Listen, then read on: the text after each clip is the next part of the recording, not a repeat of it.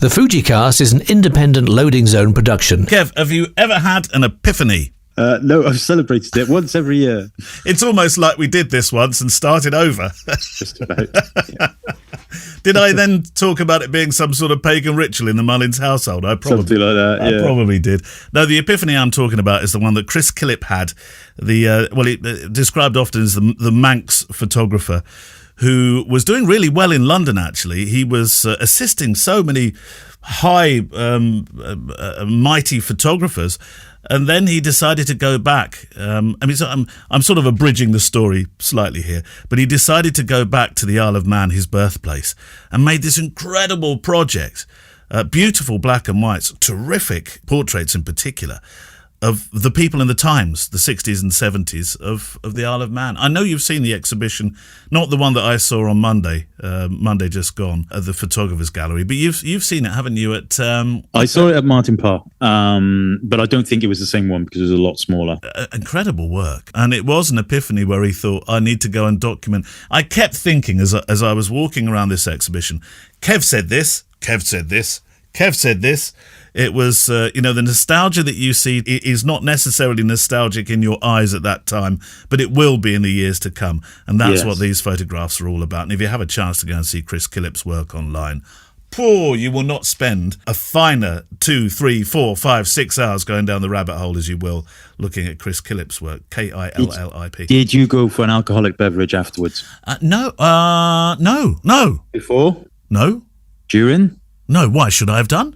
Well, I'm not going to go and watch it with you then. The FujiCast. Right, here we are once again for the FujiCast, the bi-monthly, duo weekly, duo monthly. What do we call it now, Kev? I've forgotten. Oh, the thing that comes on whenever we're ready. That's it. You and your questions about, not just about Fujifilm cameras, but mostly, always welcome if you send them through the email click at fujicast.co.uk. Or indeed, you can send them through the Book of Face. How do we do that, Kev? Go to Facebook, search for FujiCast, join the group, and add a question to the post that is pinned at the top. We haven't had one in 2 whole weeks. I was about 2 whole weeks, Kev. What? Yeah, I think everybody's left us. Have people gone on strike? Oh, they've gone to the Sony Cast. Is there such a thing? I don't know, probably. I bet you Steve's doing that one, isn't he? Hey, the Sony Cast, he and Sam. The ultimate double act. Indeed. Yeah. Cricket Cast. 2 weeks. Yeah. Oh, blimey. Well, we've had a few emails in, so we've got questions to answer. We've got a backlog of questions. It's all okay. However, I am starting to get into my mini mood. So soon. It's only the start of February. Mm-hmm. We have an interview. It's the second part of your conversation. Do you remember? 2 weeks have gone. Do you remember who your conversation is with, Kev? John Dolan. John Dolan. Oh, it's like a test. This is sometimes. It's like feels like months. I was convinced we'd done both of those parts. No, second part coming out today. Do we have a book? We don't always have a book. Is there a book this week? No book this week. Unless you want me to talk about My Journey to the 10th Dan by George Kerr. Your what, Dan? No, don't worry. It's a judo book. How have you been doing, actually? Because it was a couple of weeks ago. You were just about to... No. You were going to South London, were you? Was it last week? When did you go to South London? This time warping business is doing my head in. Yeah. It was on Saturday, 2 days ago. If we're talking podcast days, if we're talking in real life days, it's tomorrow. I thought you'd been doing some judo meantime, though, Kev. Well, I've been training. Yeah. But my grading is tomorrow. Ooh, how are you looking for it? Do you think? Is it? I'm looking anxiously, nervously. Are you? Worrisomely. Can you sort of? I know this sounds odd, but can you sense somebody's nervousness when they're on the? Is it called the mat? Yeah, mat tatami. Yeah, I guess so. You can. I think. Yeah, I suppose you can when you look at people, but I tend not to look at people when I go on the mat because I'm too nervous myself. But you have to, don't you? You have to bow, then look them in the eyes, and then it's all action. You have to bow, but you don't have to look them in the eyes. Do you not? Look at their feet. That's what I do. I look at their feet. Look at their feet. Ooh. Yeah. What if they've got horrible feet, Kev? I don't want those wrapped around my head. Thank you very much. Exactly. There's a motivation, isn't it? Yeah. get my feet around his head first. Oh, oh dear. And I've got my ankle brace because I've had bad ankles over the years, and I've never washed it, so it's got a great old pong on it. You've never washed your ankle brace? No. That's my lucky ankle brace. Were you worried that you might wash the luck out of it or something? Yeah, if and when I finally get this belt, then I'll wash it. Oh, Kev. And I go throw a judo suit out. With a capital D, disgusting. Oh, and is it working with our time things here? It is the Wales are playing this weekend, aren't they? In the Six Nations. Wales have just played. Just played Ireland, and England have just played Scotland. What were the scores, Kev? I'm going to say I've got a quiet confidence about Wales. Secretively, I think with Warren Gatland back, I think it'll be close. I'm not going to say necessarily Wales will beat Ireland, but I think it will be a lot closer than perhaps people are expecting. Ireland haven't beaten Wales in Cardiff since 2013. And I think England are going to smash France. Scotland. Who are they playing? Yeah, Scotland. Oh, they'll definitely smash Scotland. Do you think so? I'm feeling so confident at the moment about Scottish rugby. It's like, you might as well call them the Barbarians. What? They've got players from all over the world, haven't they? Not that many of them. Mind you, managers are allowed to come from all over the world, so why not players? Yeah, no, it's true. What if one of the opposing players, though, from Ireland has a lucky unwashed sock? Yeah, exactly. Or ankle brace? Right. You could be in trouble. Underpants. Oh, no. Oh, there can't be a sports person on this planet who keeps unwashed lucky underpants for a match. I bet you there is. That would be horrible. I'm not one of them, but I bet you there is. What do you make of I know you've got to be very careful here because there's serious reasons why it's not being allowed to be sung. Certainly not by the choirs anymore, but Delilah, which for years has been an anthem. It's been anthemic, hasn't it, on the terraces of Wales matches? I'll stop you there. It is an absolutely ridiculous thing. Absolutely 100% ridiculous. And all that's going to happen is the people in the crowd will sing it, blare it out. If they're going to ban songs based on abstract meanings, well, it's not abstract, Kev. It was about. It is a story. It's a story of. Yes, it is a story. Abusive it's a story, but it's a fiction story written by Tom Jones. Well, actually, he didn't write the lyrics, but that's like saying you can no longer read any books where there's murder. You can no longer, the Scottish national anthem, there's lines in it where it says we're going to come across the border and stab and maraud the English. Oh, I don't think they say that, Kev. They might feel it when they're singing it. There's a reason why they don't sing the fourth verse of the Scottish national anthem. Is that? If you want to talk about Swing Low and it's Swing Low Sweet Chariot and its ties to slavery. Yeah. I could talk about this for hours and hours and hours and I don't give a damn. It is absolutely ridiculous. Now, that does not mean that I approve with people stabbing their wives. Because I don't. But I, for one, if I was there, I won't be because I'll be getting beaten up at my grading. I will be singing it as loud as possible. It's just a song. Anyway, next on the phone-in, we're going to... I didn't know you were going to ask me that question. I know. You've raised my blood pressure. I can tell. Oh, dear. Note to self, don't ask Kev about rugby songs again. But it has been a big news story, and if you're not aware of the story, it's the last couple of days in particular where it's really blown up, if you pardon the expression. It's insane. It's a song. Ooh, right, would you like to do some photography? Are you going to start with questions, or is it me? I've got a question here from Tom Jones. He says, why? Good, Kev. Very good. Did they pick on me? No, I'll go first, though. So we are having to dig back 3 weeks now. Ned Chapman, he says, hey, guys, I'm very much the hobbyist photographer and have spent most of my time over the last 20 years documenting my family growing up. My family is now in that transition of being out more often than they are in. I know that feeling. Yeah. My boys being 21, 18 and 15. They are specifically out about more often without me. I now find myself in what feels like a transition phase, and I'm leaning more and more towards street photography with a dose of coffee shop exploration thrown in. So many YouTube videos with all the different settings, advice, i.e. zone focusing, back button focusing, single point, manual zone, etc., etc. Do you set up your cameras in a way that deals with different scenarios quickly and easily? Do you differently between your family, wedding and street photography? Or do you keep the same settings approach regardless of style? P.S. I'm quite new to your podcast and like it so much, you made me reinstall Facebook. Thank you for that. And that's from Ned Chapman. His Instagram is Offinoz, Offinoz. Actually, can I go into the middle of his questions first? Do you set your cameras up the same way for street as you would for your professional work? And in your case, that's weddings. Yep. You do? Yep. Right. So run us through how you set up. I normally in P mode, generally. Depends a little bit on what I'm doing. So for street photography, if I'm just going out wandering around, that's what I'll typically do. Yeah. P mode, light's pretty good. Then, however, if I'm analyzing the scene and I want to make one of those high contrast shadows, black and whites, people walking out of shadow into highlight, that kind of thing, or the other way around, then I will use the camera to meter for the exposure that I want. Then I'll lock it in manually, assuming the light doesn't change, and go from there. But by and large, if I'm just wandering around with my camera, I'm looking for moments rather than worrying about too much other stuff, and let the camera take the strain. Now, I've watched you work on the street, and you're not, well, you don't appear to me, you might say, no, you've not obviously watched close enough, but you're not really a from-the-hip shooter, are you? Not really. No, this goes back to before flip screens were a thing. And when flip screens weren't a thing, then a lot of people did shoot from the hip and everything. But I'm too short. If I shoot from the hip, I'm just going to get knees and ankles. So, I don't do it. Otherwise, you've got to tilt it up and go for it. The only time I really would do that is if I'm kind of trying to be a little bit more surreptitious, there's something interesting going on, whatever. But typically, if I'm, let's say, for example, one of the places I go to quite often is Covent Garden Tube Station at rush hour when people come in and go out.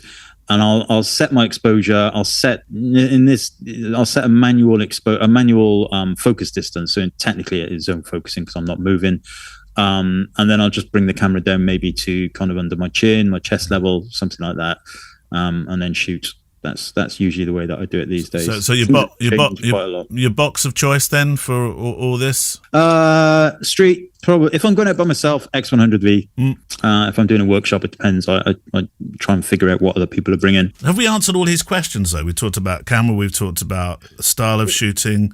I think so. Yeah. I mean, it's interesting that he says he's in this transition period where it's the same for me, really. I practically built my career based on taking pictures of my kids, and they're not really that interested.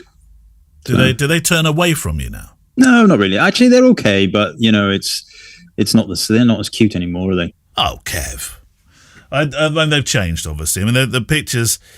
There was a period where you were very, where pictures of Albie jumping in the pool were used for a lot of Fujifilm product reviews. Yeah, they were. I always seemed to be Albie with a great big pair of swimming goggles on. Yeah. But exactly. You did. Yeah, you used that for. Yeah, so street photography now is that transitional thing, and coffee shops, obviously, by the sound of it. Here's one from Mark Adams from the Adams family. Oh, it's part of his email address. Dude. Have you seen the new Wednesday? No, Rosa watched it. She enjoyed Netflix. it, but I haven't. Really, really good. I refused to watch it actually because I started. We started watching the first one, and they did the opening credits, and they never did once do doodle-doo. And that was it for me. Yeah, but it's got characters in it. Hand is in there, for example. Is it called Hand? Just called Hand. The original Wednesday died this week, didn't she? Oh no, really? Yeah, the one from the original Addams family. I don't know. Well, this. If that, this is a great tribute then to that character. It's beautifully played, wonderfully played. Anyway, Mark says, "Hi Neil, hi Kev. It's the Garlic King of Malmesbury's fault. That must be you, Kev. I saw an XT5 for sale, and now it's mine. What a lovely camera and awesome RAW files. However, Lightroom seems to have ground to a halt, not just bi-weekly, but every day." Has GKM had to upgrade his computer to cope with the files? I didn't factor a new MacBook Pro into this budget. Do you have any tips to help? Thanks for the excellent show. Mark Adams. No, you shouldn't. Like XT5, they're only like regular RAW files. I think they're about 45 megabytes each. You should really have no problem unless your computer is really old. Just make sure you've got everything up to date. Lightroom's up to date. If Lightroom can read the RAW file, as long as you're not struggling with Lightroom reading the RAW files, which might indicate that you have an older version of Lightroom or your Apple software is not up to date. But if you can see them eventually, then No, it should be no real dramas whatsoever, unless it's a particularly old computer. You can, if that is the case, then you can use things like smart previews and what have you in Lightroom to try and mitigate the pain a little bit. Long way around. I mean, I can't. If you were talking about GFX 100S, then yeah, I can understand. My computer's fine, but they're big files. Although, haven't you been rebuilding your computer this week? Yeah, I have. Yeah, I've done a lot of stuff. You spend a lot of time rebuilding your machine. Yeah, I enjoy it.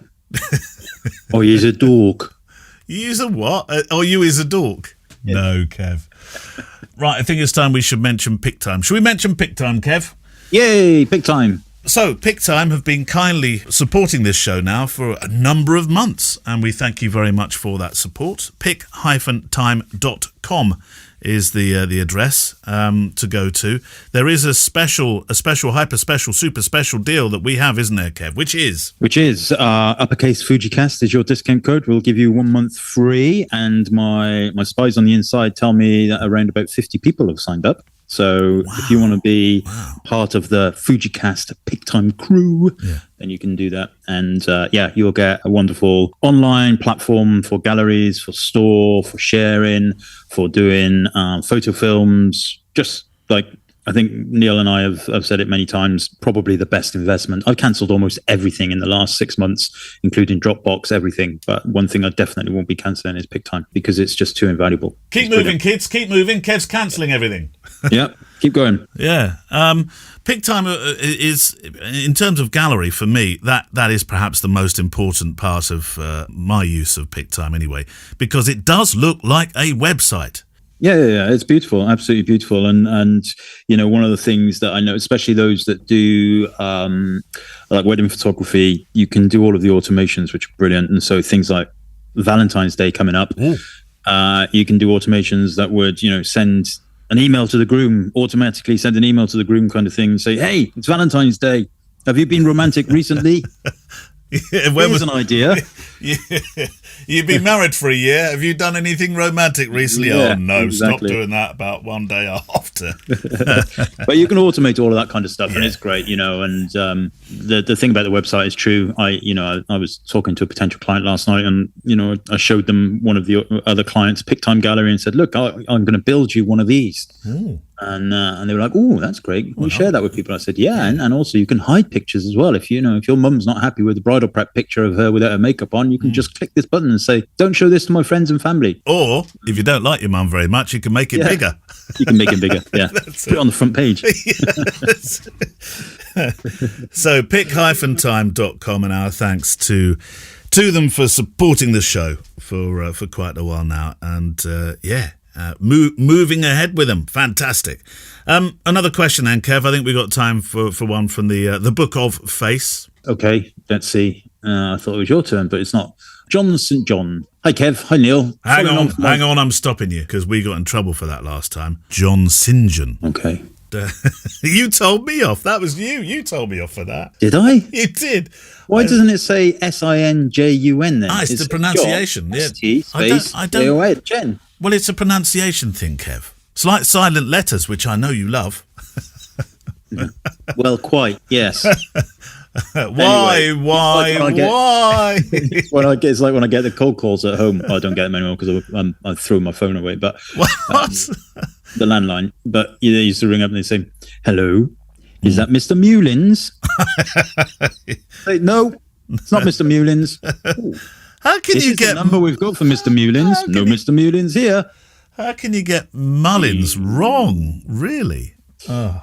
Anyway, John says, John. Hi, Kevin, Neil. Following on from the question on why is the 23 f2 lens bigger than that on the X100? We had that question a couple of weeks ago, remember? Yes. My question really is, why can't a pancake 23 be made? Same way as a 27mm.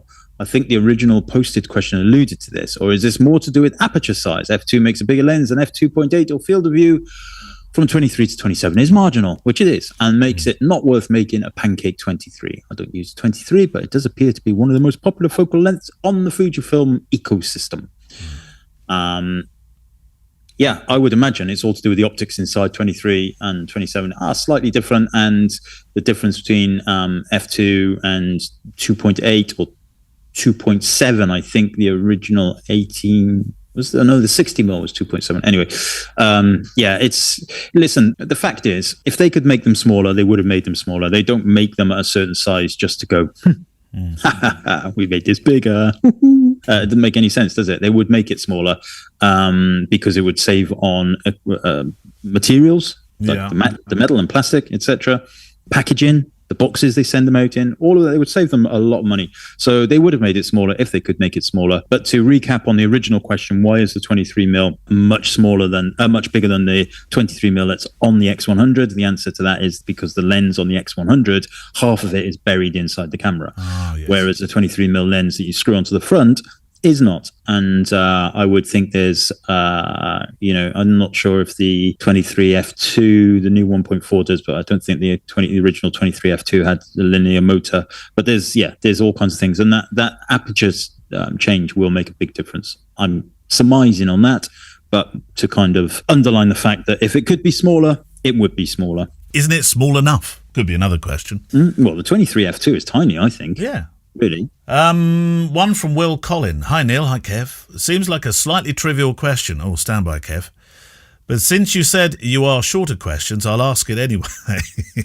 That makes us sound desperate, Kev. Are we desperate? We're always desperate. I'm desperate in the Facebook group now. Are you desperate? Yeah. Desperate of Malmesbury. Sounds like something you should have on an adult dating site, Kev. On my XT4 and XE3, I have selected battery level in the display custom settings menu, but it doesn't show a percentage, just a battery symbol. This contains somewhere from, 0 to 5 bars, depending upon the remaining charge. Thing is, it would be so much more helpful to see a percentage, wouldn't it? Percentages are clearer and precise. I'm sure Kev won't be interested in this, but even Apple had to do a U-turn and reintroduce the battery percentage display they did to the iPhone in the most recent Op System update, because so many users were saying, because it was taken away a couple of years ago. What camera? XT4 and XE3. For some reason, maybe it was the X100V. I don't know. One of them, I think they had the option to show as percentage rather than... Right. Is it in the options menu? Could you change it? I don't know. I'm going through now. I don't. Stand by, Will. The answer is coming. I mean, I agree with the question. Percentage would be more. I feel I'm kind of in the back of my head. I feel like I've had a conversation somewhere in the line. I was about to say that. I think we have. That was something to do with percentage gives a false. It can be inaccurate. So if they can't say you've got 23% of your battery left, because you might then suddenly go to, like that might indicate, or let's say 25, that may indicate that you've got a quarter of the time that you've been shooting left. Right. And then you might go into a place that's really cold, and then your battery level will drop dramatically. Yeah, but that's only the same as when you're in your car and it says you've got, you're into your emergency tank, as it were. But it depends how heavy your right foot becomes, doesn't it? Well, no, because that's down on that tells you in exactly how many miles you'll get. Isn't that the same as a battery? It's something to do with that. It's something to do with it not being able to, to be accurate to that point. It can't. 99% left indicates that you've got 99 times the time you've just had the camera used for. But actually, that's not real, because if you only had the camera on and weren't shooting, it's not going to be 99 times that time. If you start shooting heavily, then that's going to drop quite substantially. So I think it's just about an inaccuracy in it. Is it? But I agree. I agree. Like, seeing a percentage would be easier if it was accurate. Whether it's accurate or not, don't know. With your batteries, do you let them run all the way down in your use, either professional or otherwise, so that obviously when you recharge them, it's better for the battery? I recharge them. I just stick them all in the recharger thing. Yeah, but not when they're half charged. Before the next job. Even if they're half charged? Yeah. Doesn't that reduce battery life over a long period of time? I don't care. Life is too. I'm not going to be putting the battery back in the camera just to check, and then have to recharge it during the cocktail hour or something. Don't you wake up at night worrying about stuff like that, Kev? No, I worry about very different things. Do you? Yes, but not battery life. No, yeah. Oh, you're right though. You're dead right. You should, to get the most out of battery, you should discharge it and then recharge it. I think our friend Steve actually broke into Will Collins' email because there's a sentence in the middle here that doesn't look like it was written by Will. I hate to mention this here, but the Sony A6100 does show the battery percentage. Get us. There you go. Are Fujifilm, this is another part of his question, are Fujifilm open to feature requests from their users? Apple have a form on the website where anybody can submit a question or request rather for new functions or features. What's the Fujifilm equivalent? Could Kev mention it to the bigwigs in Tokyo? Well, there is, yeah. I mean, I can't mention it to bigwigs in Tokyo because I don't really have that contact any longer. But there is. You can reach out to them on Twitter, and also if you're in the Facebook group, obviously we have our very own Andreas, who is the marketing manager in the UK, yes, who has passed back pretty much everything feedback he gets. So he's a good egg like that. Yeah, he is, yeah. So yeah, you can do that, and I bet your Sony rep won't do that. I bet he will. Bar not on his forehead. He will. Have you ever seen Michael McIntyre? It's a very British thing, this. I appreciate that many parts of the world that listen to this program won't have a clue who I'm talking about. Maybe, anyway. Michael McIntyre's show on a Saturday called The Big Show. Have you seen that? Have you seen the feature called Send to All, which is where... Yeah. Okay, so they have a celebrity, and the celebrity passes down in a little basket to the stage for the comedian Michael McIntyre, passes down their phone, and then that phone is plugged into a system or something. Then it comes up on a big screen on the stage, and Michael sends a message to everybody in the contacts list, and it's usually something very embarrassing, and waits to see what celebrities say when they send something back. I bet if we did a send to all, Kev, you would have a lot of texts going out to people like Cunio and all those important people in Fujifilm. So you would still have their ears, you see, Kev. They bounce back. No, they wouldn't. They still love Mullins. Or Mr. Mullins, as I will now know you. Mr. Mullins. Mr. Mullins. Right, John Dolan. Time for our guest. I've been looking at a lot of John's work since you had a conversation with him. Absolutely love it. Very, I think the word, Kev, is honest. Very honest work. Yeah, and that's a word he uses a lot.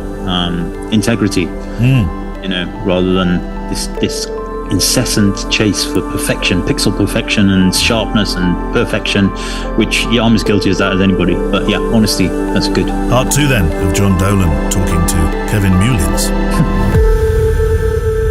There's a wonderful quote which I think is on your website. Jerry Seinfeld says, what I love about John's pictures is how his lovely soul comes through in the moments he sees in other people. And I thought that was amazing. Lovely soul comes through in the moments he sees, which is just kind of sums up your work to me, at least. How do you think you see the moments? How does it evolve in your mind when you walk through that door in the morning? Perhaps it appears a little bit quiet. Maybe not great things are happening. How does that manifest itself in the way that you go about the rest of the day?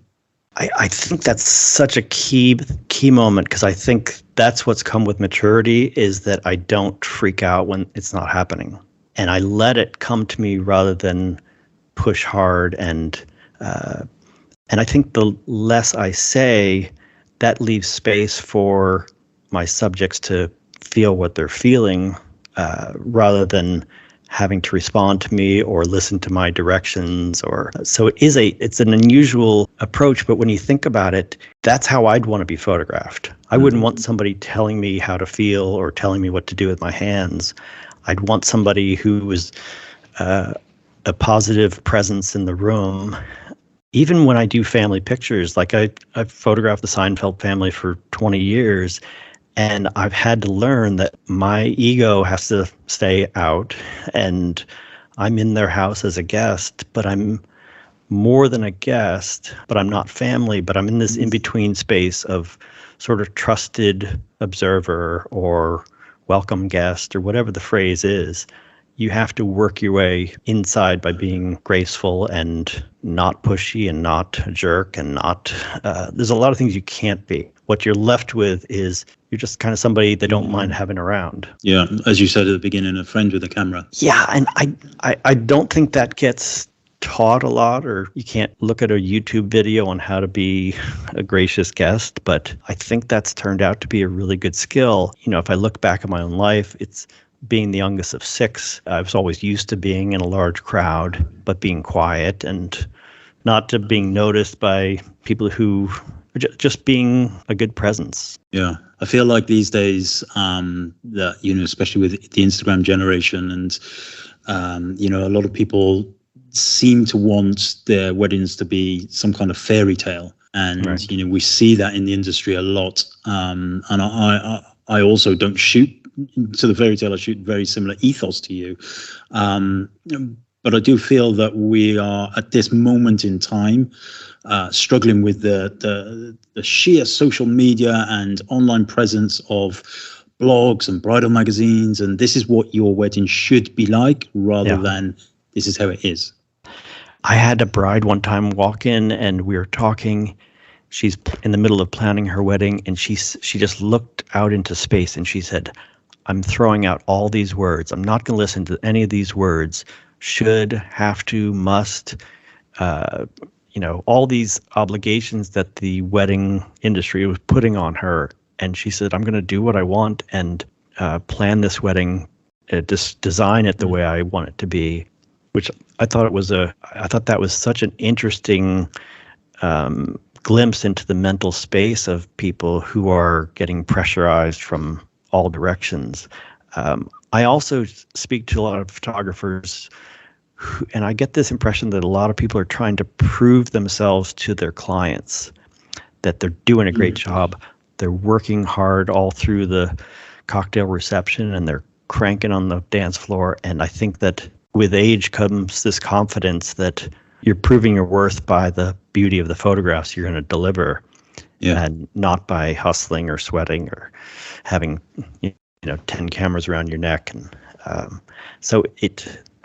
I think there has been a shift in the last couple of years, and I think that there's an opportunity while there's all this buzzing around of social media and people Instagramming the whole wedding.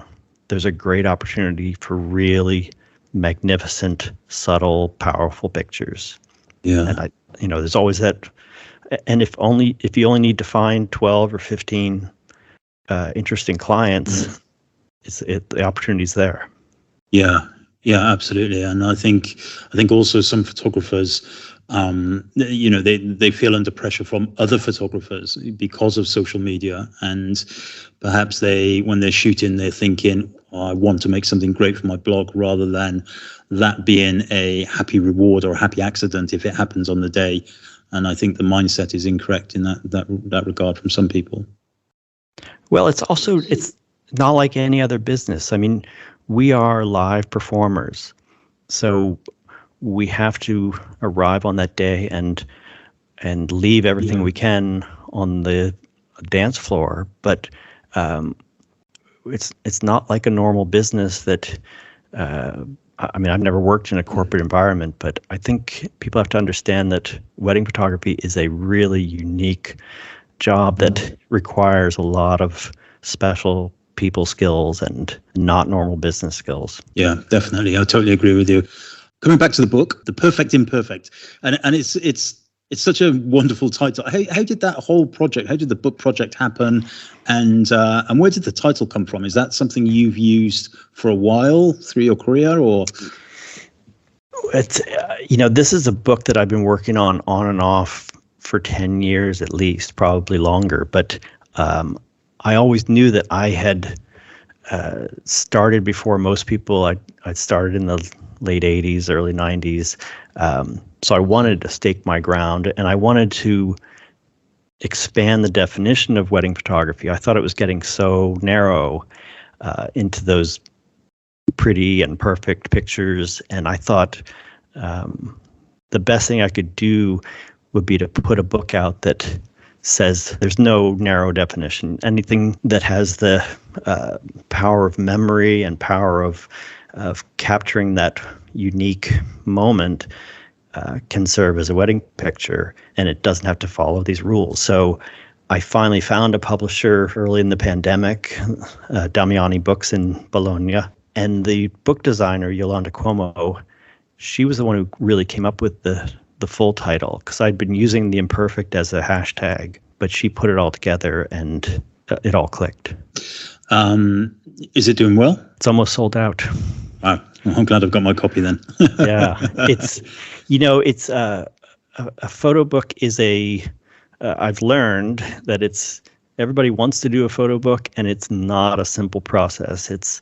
Photo books are very expensive to produce and to ship, and but I'm glad it's out there in the world, and I'm grateful to the whole process. It's a beacon of light in the wedding photography world. I can tell you that right now. It's not just from the books, but just from a point of view. I'm glancing at it right now. A point of view of reference. I'm just picking it up all the time. Every single day I pick it up and I flick through the pages, and I'm just looking at these images, and they're just beautiful. And they're not images that one can necessarily copy or take inspiration from in terms of, I'm going to try and do that at my next wedding. But the mindset, the philosophy, the approach, and that sinks into people, I think. And I think it's, as I said, I think it's a beacon of light. That's very kind. It's I just one more thing about it, because I think it's almost like the industry needed to have some sense of permission. That's the message I've gotten from a lot of photographers. Like, I didn't know I was allowed to do this, put my own mark on things. I thought I had to follow this template. And that's what really was kind of gnawing at me, is like, because when I started with my buddies, there were no rules. There were no, I'm sure back in the pre-2000, pre-2004, it was we were free to make it up, basically. So I feel that everybody has everyone else watching them these days, so it's not easy. Yeah, absolutely. It's amazing. And we as I said, we spoke about the book a couple of weeks ago on the podcast, and I've encouraged as many people as possible to get it. So hopefully it will sell out completely soon. From a technical point of view, you shoot film and digital, I presume. Yes. Which do you prefer? Oh, I love having both of them at my disposal. I use the Leica M10, and being able to shoot in almost any situation, any lighting situation, is fantastic. My basic rule of thumb is the worse the light, the better the digital is, and the inverse. So if it's sweet light, I'm going to shoot film. If it's bad light, I'll do digital. But I took a long time to learn to love digital, and then the Leica M240 was the first one I really loved, and then the M10. Yeah. And do you process your own film? I have a lab in Brooklyn that I send it to. Okay. And they upload digitally, so it's all seamless. Right. Okay. And so do you edit the digital images to try and match the film, or is there a very difference between them? I'm so fluent in film. I'm so comfortable in film, and I wouldn't say I'm great at my editing in digital, but I make it work somehow. But I don't really blend them as much. They sort of serve different purposes and different storytelling purposes. One of the things I do is I deliver a box of 15 prints, 15 11 by 14 prints to my clients, and I'd say 12 out of 15 of those are film. Just the art pictures end up being the film. And it always makes me laugh that these days we spend thousands on modern digital cameras, and then we try and edit the images to make them look like they were taken on film cameras. Exactly. So I won't keep you too much longer, John, but there's one question that I always ask all of the guests, and it's a little bit off the bat. If you could shoot for one day with one other photographer, dead or alive, who would it be and why? Well, I always think that my favorite photographer was Jacques-Henri Lartigue. And he was one of these people I stumbled upon when I was hitchhiking through Europe when I was 23, and I found one of his postcards at a museum in Paris, and he photographed his lovers all through the 20s and 30s, and it's almost like you're looking inside his personal diary, but his pictures gave me that permission to photograph people close to me in a very intimate way, but not a sentimental way. But his pictures, he's stepping back while he's in this love affair and looking at it almost from the corner of the room. He just enjoyed life as well. He's quite optimistic guy. We need optimism. We all need optimism. So. Any kind of final wise words to the listeners? Perhaps people who are at the beginning of their journey as wedding photographers. In a nutshell, I think the best advice I can give is to know that money follows art and not the other way around. So if you have to figure out a way to pay your rent. I understand that, but if you're obsessed with trying to be a salesperson, your art's going to suffer. But if you're obsessed with the art and you can really grow yourself as an artist, then the money, people will find you and appreciate you. And I think that's the only way. I think there's too much emphasis on figuring out how to monetize. And the wedding industry has always been that way. It's really hard to stay pure and because it's a commercial enterprise. But there's opportunities. There's great people out there. Yeah, I think that's very, very wise. The money will follow the art. Very wise indeed. So anybody can find you on johndolan.com, and I really encourage people to also look at your Instagram, because that's beautiful, and dig into that blog and all of these images that you share regularly, which is a luxury really, because not all photographers will share so kindly. So thank you on behalf of the community for that. You're very welcome. And our thanks to John Dolan for spending some time with us over the last couple of episodes. Next couple of episodes, you are in conversation with, sounds like a radio show now, Kev's in conversation with, fill in the gaps, Kev, fill in the gaps. Ali Stewart Ross. Have you done that conversation yet? Yeah. Oh, right. Yep. Okay. Do you want to tease us with some things you talk about? Yeah. So some of you will know Ali from the Facebook group. Some of you may have met her at the old Ex-Weddings conference that we put together a long time ago. And yeah, was a wonderful documentary photographer, and essentially flipped completely to become a newborn photographer, but with a smashing new brand, Mabel and Moose, and all that goes with it, and has done very, very well for herself. So we talk a lot about that transition and work-life balance and stuff. Switching brands. If there's a letter here. Letter's coming, Kev. Real letter. This one comes from, I'm trying to think of a name, who says, "Are you going to do another Ex-Weddings conference?" No. Oh, why? Not Ex-Weddings, that's for sure. I mean, I'd like to think we would do more FujiCast stuff. Yeah. But Ex-Weddings, the Ex-Weddings conference did two of them. And so for those of you that don't know, actually, there's probably a lot of people who don't know. I originally set up a group on Facebook called Ex-Weddings, which was for wedding photographers who shoot with the Fujifilm X series. Yeah. It's now got something like 13,000 people in it. Blimey. It's enormous. Yeah. Well, you should do another conference then, Kev. There's enough people there. Yeah, but it kind of, I don't actually go in the group very much. Okay. And we did those two conferences. You helped me greatly in them, and yeah, they made a little bit of money, but there was a lot of drama, notwithstanding the fact that halfway through the second one, the Hilton that we were basing it at rang me up and said, "Oh, we can't do it anymore. We're decorating." So we then had to get a new venue and all that. And without kind of banging the drum and all that kind of stuff, I need to focus on different things. Let's just say that. I must admit, I did think you lost a bit of hair during the latter one. I went to Mehmet the other day, around the corner. Your Turkish barber, yeah. The kebab man, yeah. And the kebab man? Yeah, he does kebabs in the night. Not from the city, from next door. Oh, and the same shop. Would you like something for the weekend, sir? Kebab? Oh, very nice. Thank you very much. He tapped me on the top. Did he? Like this. No. He said, "You come to Turkey, my friend, £2,000. You look like me."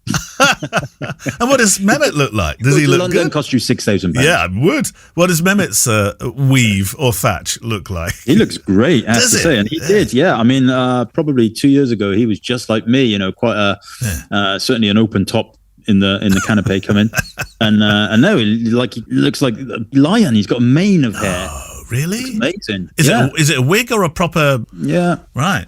Okay. Yeah. Oh, it's supposed to be painful though, isn't it, Kev? Yeah, I think it is meant to be painful. Because it's neat. I mean, they're just essentially stitching hair into you. Yeah, and also I feel like, I don't know, I would, of course, we'd all like to, look the way we want to look and everything. But you know what? I'm 50. I've got my forever wife. I've got my forever home. I don't really need to be spending money I haven't got on a vanity project, really. A lot of people. I might do my teeth. A lot of people on telly have very, very white teeth now, Kev. It's you can't. I mean, if you watch one of Graham Norton is a good example. Not Graham per se, but I suspect he probably has his teeth done. But it's perfect, very white teeth for every single guest that comes on. It's ridiculous, isn't it? It is absolutely ridiculous. I don't know. Listen, people can do what they want. I'm not here to knock them, but I wouldn't, I would feel more unlikely. I don't smile much now because of my teeth, and I'd smile even less if every time I smiled, people, fell into a radioactive coma. Okay. I did for 1 second, because somebody I know had it done, and I thought, that looks amazing. For one moment, Kev, only one moment, I promise. I think it's fair enough. I was going to say Botox is what I was going to say, because they looked incredible. If it works and you feel more confident about yourself, then I think, and you've got the money to do it, then absolutely. A lot of people struggle with, kind of stuff, and it's always been my teeth, and well, that's quite a serious thing, because people used to be very cruel and say some horrible things. We've had this as a conversation as in the podcast of people that say horrible, cruel things that they would never say to your face, trolling, etc. But I mean, the people have said things about your teeth, haven't they? And they've been horrible. Oh yeah, they have, totally, and that's the only reason why I would probably think about doing that. But and I wouldn't want to be one of those super brights. I'd rather be a little shade of yellow. What did you call it? Go into a radioactive coma because you've looked at your teeth. Yes, Kev, put your sunglasses on. Yeah, that's it. Right, go on. Questions. Well, you're going to go first. Have you got one from the Book of Face? We need questions, by the way, both in the Book of Face and also to click at fujicast.co.uk. Otherwise, we're back to monthly. I've got one from Luke Warwick who says, "Boys," with several Z's. What do you do when you feel like you've had enough? ? I'm struggling with my enthusiasm. My get up and go has got up and gone, and left me sat here. There's so much I need to do for my business and ideas in my head, but I just cannot seem to be asked. I've been in this industry for about 18 years, and so seen lots of changes in trends. I've watched social media be invented and helped to build businesses and destroy them. I've moved with these times and embraced what I can. But then you reach a point where you wonder, what is it all for? Please send help or advice. Big love, Luke Warwick. Wow, Luke. Warwick is his name, not where he's from. Yeah. Like Dion. Dion Warwick. I think that what Luke is describing is something a lot of, not just creative people, but a lot of people, especially business people of all sorts of size of companies, but particularly those in the sort of single business person brigade, like what you and I is, Kev, have found this to be an issue. And I think, put my neck out here, it was very much a product of that horrible pandemic. Where people slowed down and thought, oh, is this what life on the outside is like? Yeah. And Luke, I've suffered with very much the same as you're talking about now. I think my productivity, I mean, you remember, Kev, I was doing 80, in fact, it was 88, I think was the most, was it 83? Whatever it was, weddings in a year. That's a lot of weddings in a year. Now, you might say, well, it's only 80 days of work, but it's not. It's everything that goes with it. It's the wedding day itself. It's the preparations for it. It's the meetings.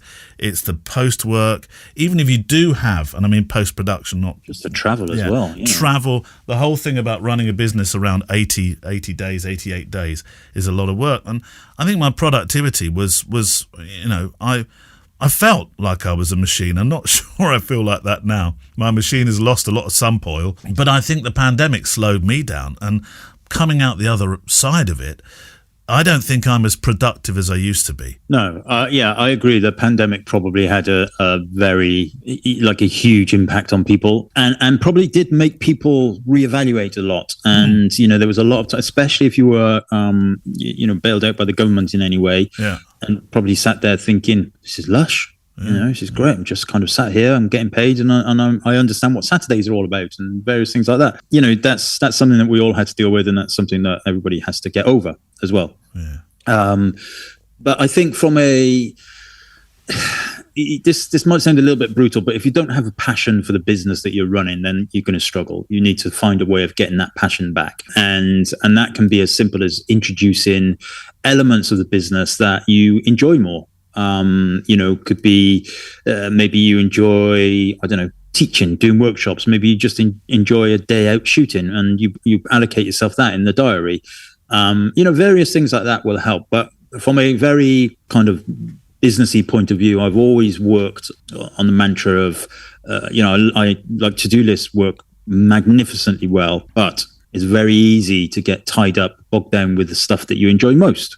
So, for a lot of people, like doing their website is actually quite an enjoyable experience because, you like looking at it and, all that kind of stuff. And people spend a lot of time on it. And then they ignore the rest of the business. They ignore the marketing and how to get business and where, what's going on, what's going wrong. So from a very simplistic point of view, to-do list work, but start on a daily basis, start with the stuff you dislike the most.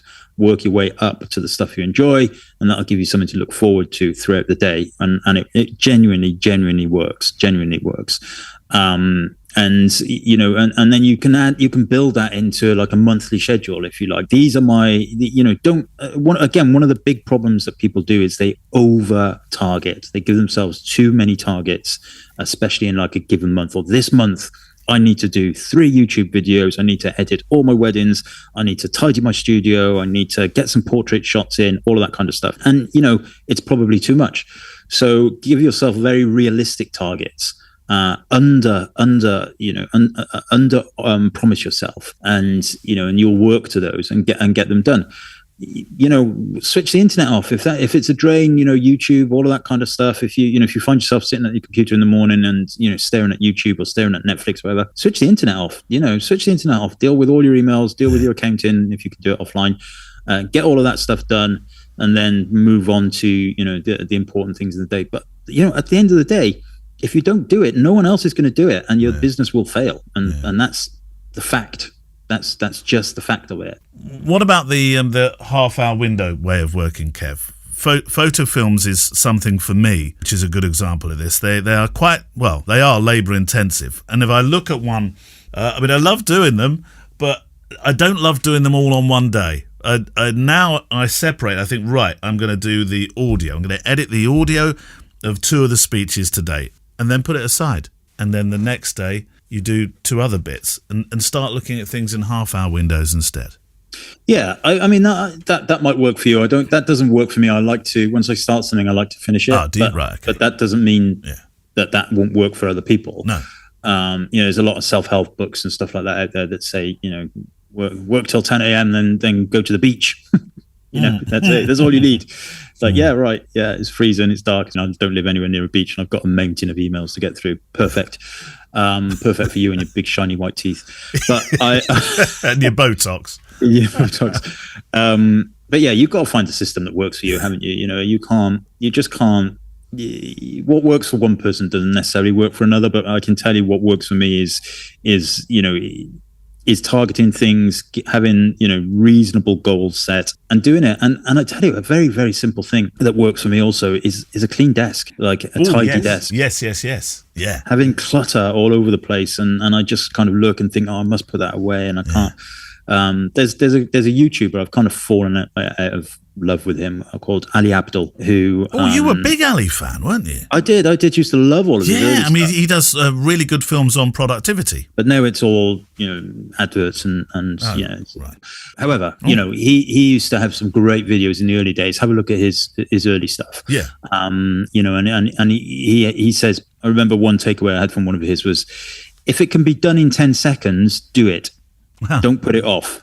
So, like I'm looking at my perfectly tidy desk now and there's nothing, but let's just say, I don't know, I had a cup that needs to go in the sink or washed up or whatever, and it's going to take 10, 20 seconds. Do it rather than just leaving it there. And it does help you from a mindfulness point of view. You need to have a chat with my youngest son, Thomas. Yeah, That room, Kev, honestly, come round and do your talk. Yeah, my kids as well. Because he's not working with me. I say it and I just go, oh, Dad, you're so boring. I mean, it's some things work, some things don't. But find out what works for you and do it. But at the end of the day, if you don't have passion for your business, no one else is going to have passion for your business, and that will include the client. So, how do you find passion though? When you've had passion and you know you can have passion, or shouldn't you try? Is it where you say, do you know what? Hands up, I'm done. I'm done. How do you define passion? Well, how do you find it? Sexy times. Sexy times. No, I mean, how do you find it? Not how do you define. Oh, I see. Yeah.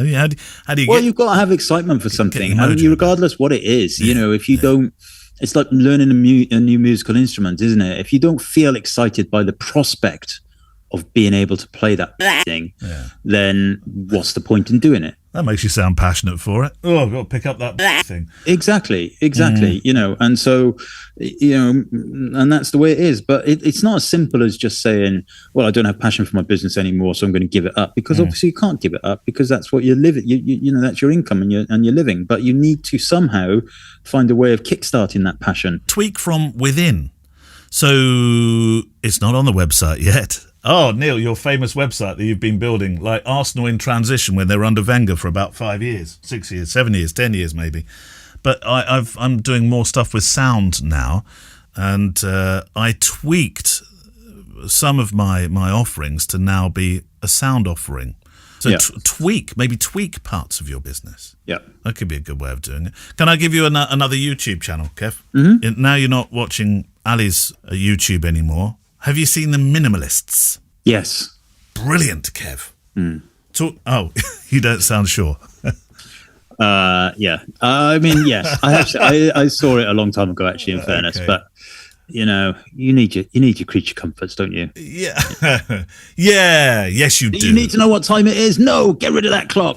No, they're not that. I like that clock because it reminds me of the time I bought it and my nana gave it to me. And, it's like, you don't need more than one chair. Well, I do, because sometimes I like to sit in a different chair. Although I don't, but I make the family sit in different chairs. I always sit in the same place. Yeah.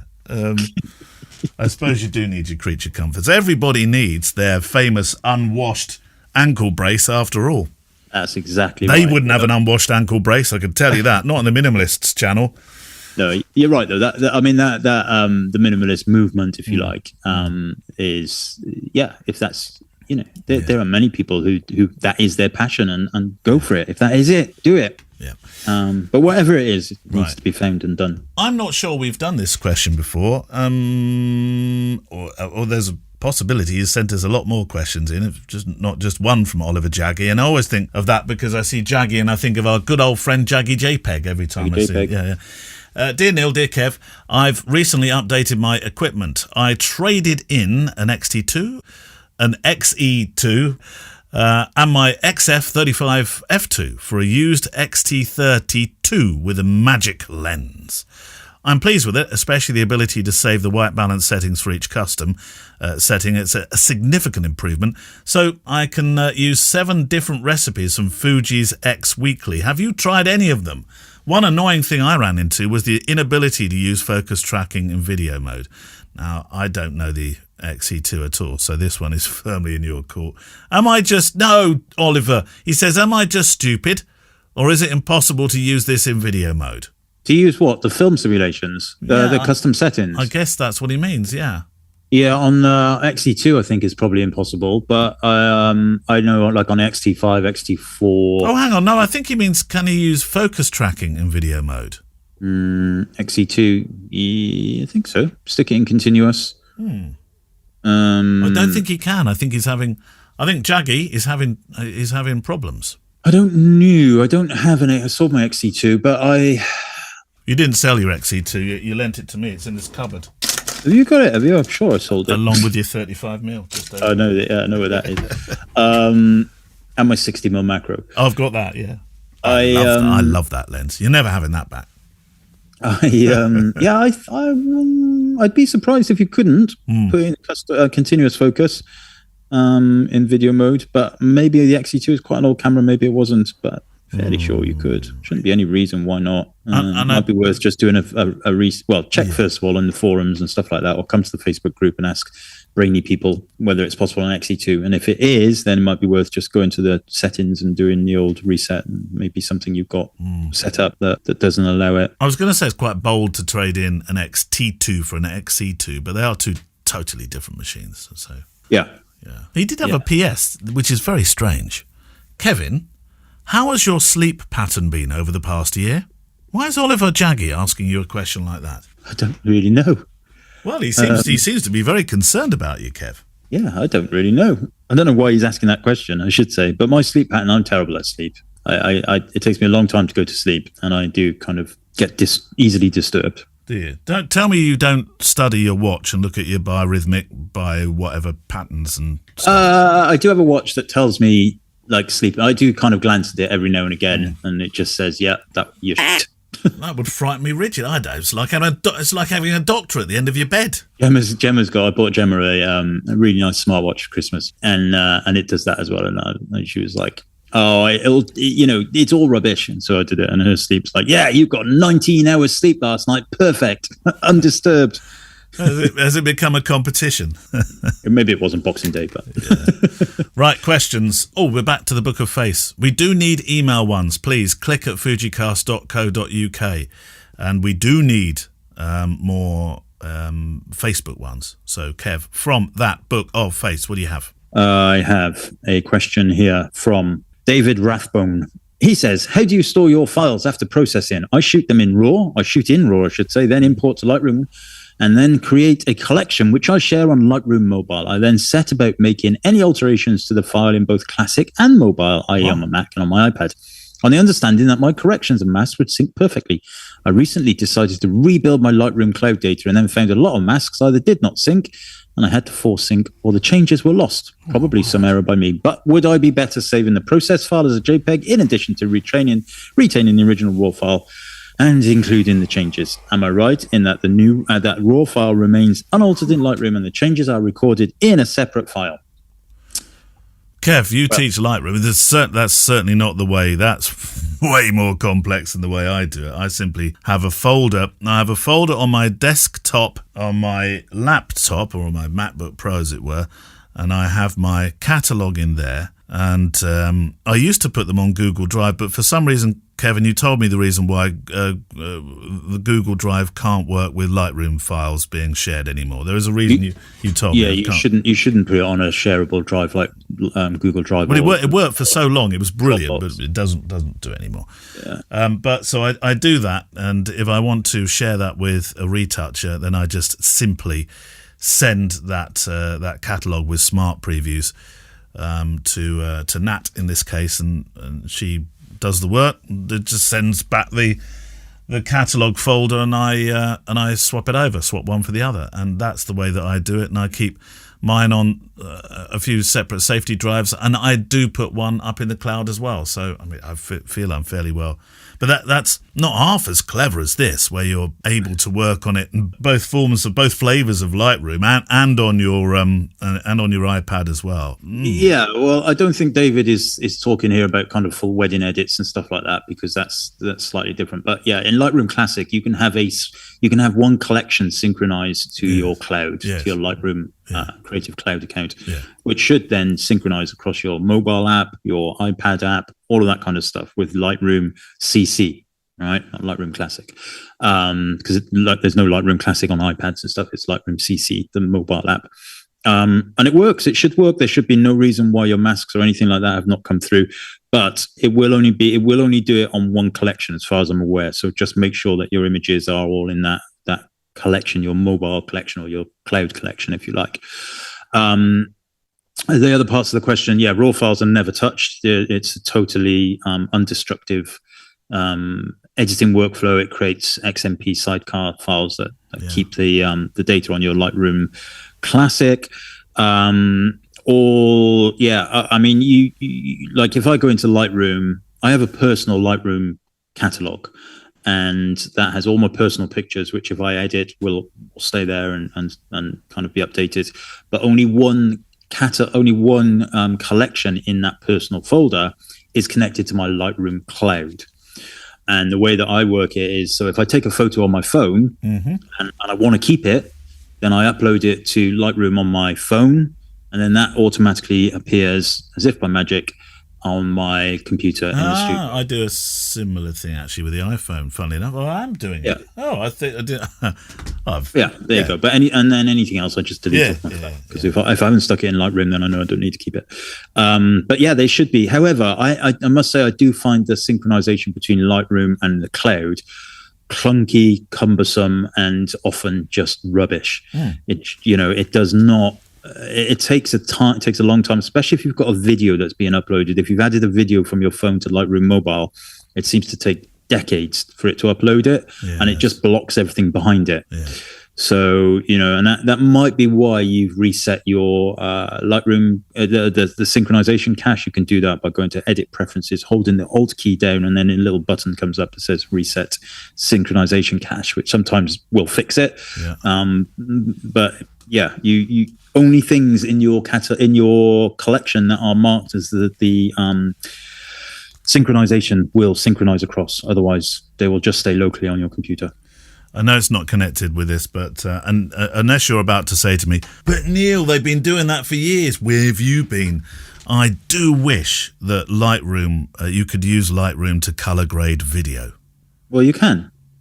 I had a feeling you were going to say that. Can you? You can, but you wouldn't. I mean, you can clips. You can bring a video clip into Lightroom, and you can drop a preset on it. You could drop a LUT on it. You can do that. But you wouldn't be, you're not going to be editing in there. You're not going to be trimming it. You're not going to be adding transitions, all that kind of stuff. Literally, it's for clips. But you can drop presets on it. Yeah, the only reason I say that is because I understand Lightroom far better than I do color grading tools within Premiere. And I know other systems are available. I don't know. I managed to make far nicer skin tones in Lightroom than I ever do in that color grading system in Premiere. That's for sure. But, No, I feel that pain. Yeah, I understand that. But you can do basic. You can drop a preset on a clip, but you can't do anything else in there. And that is it for this time. We would love to hear from you. So there's two ways to get in touch with the show. If you're going to do it via the Book of Face, Kev, how do they do it? What's the system? What happens? And how can you be on the next show? Go to Facebook, search for Fujicast Facebook group, join it, and there's all kinds of stuff in there, but most importantly there is a thread posted to the top that says questions for the show thread, and you will see it easily. And I'm just looking what we're doing next on the Patreon pop-up. We've got Patron pop-up. So this is, if you're a patron, we've been doing gentle, Kev always underlines genteel critique. Who's next? Do you know? We've got a picture from Robin Chun. Okay, Robin Chun's picture. Okay. Really nice Bristol-based street photographer. Fantastic. So we shall be talking to him right after the show. You can go to Patreon and listen to the Patreon pop-up. And if you'd like to email in, click at fujicast.co.uk. So, a little bit of time travel here. Good luck, Kev. I'm sure you did well on the mat. And you will be several points closer to your black belt, won't you, by now? Or will you actually have it? We have it. Will you have it? It's a big ask to get it. It's a big ask to win 3 fights, like completely. But if I progress a little bit, if I get another 10 points, then I'll be reasonably happy. We're going to have a party, Kev. Party. I think at your party we should burn make it a sacrificial burning of that horrible piece of material that you've been putting on your ankle for the past 25 years and haven't washed it. Horrible, Kev. Anyway, that's it for this time. We'll see you next time. Bye, Kev. Bye-bye. The Fujicast is an independent Loading Zone production. Email the show with your questions and words of wisdom to click@fujicast.co.uk. Email any complaints and political nonsense to our wives, who will deal with your comments in their own good time and in their own good way.